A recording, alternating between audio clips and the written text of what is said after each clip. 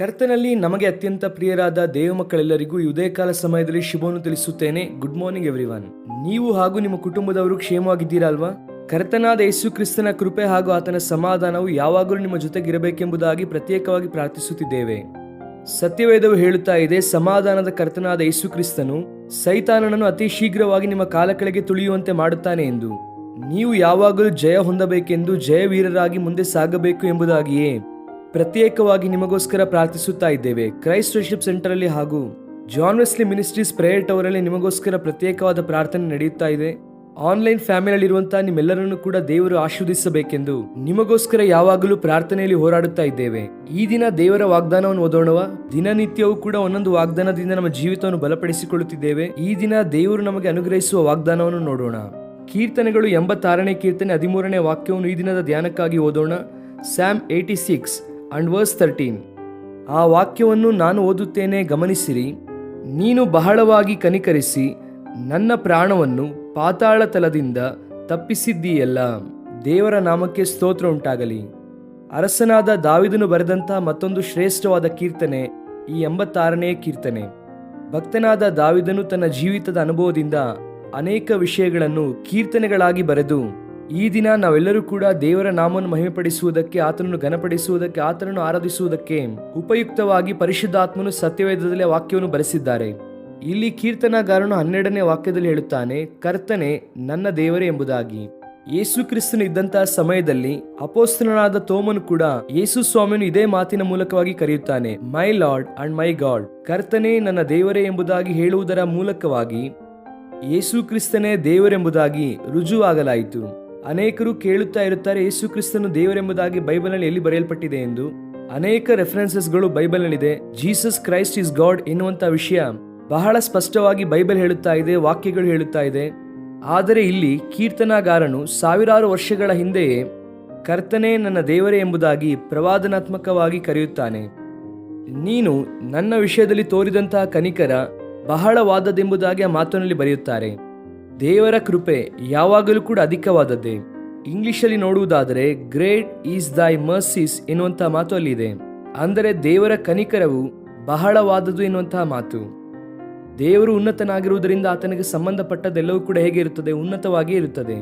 ಆತನ ಪ್ರೀತಿ ಉನ್ನತವಾದದೆಂದು, ಆತನ ಶಕ್ತಿ ಉನ್ನತವಾದದೆಂದು, ಆತನ ಮಹತ್ವ ಉನ್ನತವಾದದೆಂದು, ಆತನ ಕೃಪೆ ಉನ್ನತವಾದದೆಂದು ವಾಕ್ಯದಲ್ಲಿ ನಾವು ನೋಡುತ್ತೇವೆ.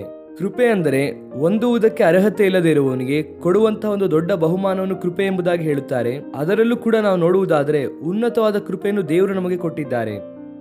ನಿಜವಾಗಿ ದೇವರ ಸಮ್ಮುಖದಲ್ಲಿ ಒಪ್ಪಿಕೊಳ್ಳಬೇಕಲ್ವಾ? ಆತನ ಕೃಪೆ ಇಲ್ಲದಿದ್ದರೆ ನಾವು ಇದನ್ನ ಸ್ಥಿತಿಯಲ್ಲಿ ಇರ್ತಿದ್ವಾ? ನಮಗೆ ರಕ್ಷಣೆ ದೊರೆಯುತ್ತಿತ್ತ? ನಂಬಿಕೆಯ ವೀರರಾಗಿ ನಾವು ಜೀವಿಸುವುದಕ್ಕೆ ಸಾಧ್ಯವಾಗುತ್ತಿತ್ತ? ಪರಲೋಕ ಪೌರತ್ವ ನಮಗೆ ಸಿಗುತ್ತಾ ಇತ್ತ? ನೆವರ್. ಆತನ ಕೃಪೆಯಿಂದ ಮಾತ್ರವೇ ದೇವರು ದೀನ ದರಿದ್ರರಾಗಿದ್ದಂತಹ ನಮ್ಮನ್ನು ಆತನು ನೆನಪಿಸಿಕೊಂಡು ಪಾಪದ ಲೋಕದಲ್ಲಿ ಜಯಿಸಿ ಆತನು ನಮ್ಮ ನಿಮಿತ್ತವಾಗಿ ಪಾಪವಾಗಿ ಮಾರ್ಪಟ್ಟು, ಆತನಲ್ಲಿ ಯಾವುದೇ ಪಾಪವಿಲ್ಲ, ಆದರೆ ನಮಗೋಸ್ಕರವಾಗಿ ಆತನು ಪಾಪವಾಗಲ್ಪಟ್ಟು ನಮ್ಮ ಶಾಪವನ್ನು ಆತನ ಮೇಲೆ ಹಾಕಿಕೊಂಡು ಶಿಲುಬೆಯಲ್ಲಿ ಆತನು ತೂಗಾಡಿದನು. ಆತನ ಕೃಪೆ ಹೊರತು ಇನ್ಯಾವುದು ಕೂಡ ನಮ್ಮನ್ನು ರಕ್ಷಿಸುವುದಕ್ಕೆ ಸಾಧ್ಯವಿಲ್ಲ. ಈ ದಿನ ನೀನು ಕೃಪೆ ಹೊಂದಿರುವವನು, ಆದ್ದರಿಂದ ದೇವರನ್ನು ಸ್ತುತಿಸಬೇಕು. ನಾನು ಕೃಪೆ ಹೊಂದಿರುವವನು, ಆದ್ದರಿಂದ ದೇವರನ್ನು ಘನಪಡಿಸುತ್ತೇನೆ. ಆತನ ಕೃಪೆ ನಮ್ಮೊಂದಿಗಿದ್ದರೆ ಸಾಕು. ಈ ಲೋಕದಲ್ಲಿ ಏನಿದ್ದರೂ ಇಲ್ಲದಿದ್ದರೂ ನಾವು ಆನಂದಿಸುವುದಕ್ಕೆ, ಸಂತೋಷಿಸುವುದಕ್ಕೆ, ರಕ್ಷಣಾನಂದದಲ್ಲಿ ಮುಂದೆ ಸಾಗುವುದಕ್ಕೆ ದೇವರ ಕೃಪೆ ನಮ್ಮ ಜೊತೆಗಿರುತ್ತದೆ. ಈ ಕೃಪೆಯಿಂದ ದೇವರು ಏನ್ ಮಾಡಿದ್ದಾರೆಂದರೆ ನಮ್ಮ ಪ್ರಾಣವನ್ನು ಪಾತಾಳ ತಲದಿಂದ ದೇವರು ತಪ್ಪಿಸಿದ್ದಾರೆ. ಒಬ್ಬ ಕ್ರೈಸ್ತನಿಗೆ ಪ್ರತಿದಿನವೂ ಕೂಡ ದೇವರನ್ನು ಸ್ತುತಿಸುವಂತ ಅನುಭವ ಹೇಗೆ ಇರಬೇಕು ಅಂದರೆ, ಕರ್ತನೆ ಭಯಂಕರವಾದ 2ನೆಯ ಮರಣವಾದ ನರಕದಿಂದ, ಪಾತಾಳದಿಂದ ತಪ್ಪಿಸಿದ್ದಕ್ಕಾಗಿ ನಿಮಗೆ ಸ್ತೋತ್ರ ಎಂಬುದಾಗಿ ದೇವರಿಗೆ ನಾವು ಸ್ತೋತ್ರವನ್ನು ಹೇಳಬೇಕು. ಪಾತಾಳ ಎನ್ನುವಂತ ಕಡೆ ಇಬ್ರಿಯದಲ್ಲಿ ಶಿಯೋಲ್ ಎಂಬುದಾಗಿ ಉಪಯೋಗಿಸಿದ್ದಾರೆ. ಕರ್ತನಲ್ಲಿ ಪ್ರಿಯರೇ, ಯೇಸು ಕ್ರಿಸ್ತನು ಈ ಲೋಕಕ್ಕೆ ಯಾಕೆ ಬಂದರು ಅಂದರೆ ನರಕದ ಅಗ್ನಿಯ ಗುಂಡಿಯಿಂದ ನಮ್ಮನ್ನು ತಪ್ಪಿಸಿ ನಿತ್ಯ ರಾಜ್ಯದಲ್ಲಿ ನಾವೆಲ್ಲರೂ ಆತನೊಂದಿಗೆ ಜೀವಿಸುವುದಕ್ಕಾಗಿ, ಸಂತೋಷವಾಗಿ ಇರುವುದಕ್ಕಾಗಿ, ಆ ನಿತ್ಯವಾದ ಬೆಳಕಿನಲ್ಲಿ ನಾವೆಲ್ಲರೂ ಕೂಡ ಸಂಚರಿಸುವುದಕ್ಕಾಗಿ ಯೇಸು ಕ್ರಿಸ್ತನು ತನ್ನ ಕೃಪೆಯನ್ನು ನಮಗೆ ಅನುಗ್ರಹಿಸಿದ್ದಾರೆ. ನಾವು ಪ್ರತಿದಿನವೂ ಕೂಡ ಈ ಕೃಪೆಯನ್ನು ನೆನಪಿಸಿಕೊಂಡು ದೇವರಿಗೆ ಸ್ತೋತ್ರ ಹೇಳಬೇಕು. ಕ್ರೈಸ್ತ ಪ್ರಪಂಚದಲ್ಲೂ ಕೂಡ ಎಷ್ಟೋ ಹಾಡುಗಳಿದೆ. ಕೃಪೆಯ ಮೇಲೆ ನಾವು ಎಷ್ಟೋ ಹಾಡುಗಳನ್ನು ನಾವು ಕೇಳುತ್ತಲೇ ಇದ್ದೇವೆ. ದೇವರ ಕೃಪೆ ಬಹಳ ಅಧಿಕವಾದದ್ದು. ಒಂದು ವೇಳೆ ನಿನ್ನ ಜೀವಿತದಲ್ಲಿ ಈ ದಿನ ಎದುರಿಸುತ್ತಾ ಇರುವಂತಹ ಸಮಸ್ಯೆಗಳ ನಿಮಿತ್ತವೋ, ನೀನು ಎದುರಿಸುತ್ತಾ ಇರುವಂತಹ ಸೋಲಿನ ನಿಮಿತ್ತ ಬಹಳ ಕುಗ್ಗಿ ಹೋಗಿದ್ದೀಯಾ? ನಿನಗಿರುವಂತಹ ಭಯದ ನಿಮಿತ್ತವೋ, ಆತಂಕದ ನಿಮಿತ್ತವೋ ನಿನ್ನ ಮನಸ್ಸು ಚದರಿ ಹೋಗಿದ್ಯಾ? ಹಾಗಿದ್ದರೆ ದೇವರನ್ನು ದೃಷ್ಟಿಸು. ಆತನು ಕೃಪೆಯಲ್ಲಿ ಐಶ್ವರ್ಯವುಳ್ಳನು, ಕೃಪಾ ಸಂಪನ್ನನು. ನಾವು ಮಾಡಿದ ಪಾಪದ ನಿಮಿತ್ತವಾಗಿ ನಮಗೆ ಆತನು ದಂಡನೆಯನ್ನು ಕೊಡಲಿಲ್ಲ. ಆತನು ತನ್ನ ಕೃಪೆ ಹಾಗೂ ಕನಿಕರವನ್ನು ನಮ್ಮ ಮೇಲೆ ಸಮೃದ್ಧಿಯಾಗಿ ಸುರಿಸಿ, ನಾವು ಆತನ ಮಾರ್ಗದಲ್ಲಿ, ಆತನ ಪ್ರಣಾಳಿಕೆಯಲ್ಲಿ ನಡೆಯುವುದಕ್ಕೆ ದೇವರು ಸಹಾಯ ಮಾಡುತ್ತಿದ್ದಾರೆ. ಈ ದಿನವೆಲ್ಲ ಈ ವಾಗ್ದಾನವನ್ನು ನೆನಪಿಸಿಕೊಂಡು ದೇವರಿಗೆ ಸ್ತೋತ್ರ ಮಾಡಿರಿ. ಖಚಿತವಾಗಿ ನಿಮ್ಮ ಜೀವಿತದಲ್ಲಿ ಅದ್ಭುತವನ್ನು ಕಾಣುವಿರಿ. ಕರ್ತನು ತನ್ನ ಮಹಿಮೆಯಿಂದ ನಿಮ್ಮನ್ನು ತುಂಬಿಸಿ ತನಗೋಸ್ಕರ ಸಾಧನವನ್ನಾಗಿ ದೇವರು ನಿಮ್ಮನ್ನು ಉಪಯೋಗಿಸುತ್ತಾರೆ. ಆಮೇನ್. Praise the lord. ಕಣ್ಣು ಮುಚ್ಚಿ ಚಿಕ್ಕ ಪ್ರಾರ್ಥನೆ ಮಾಡೋಣ.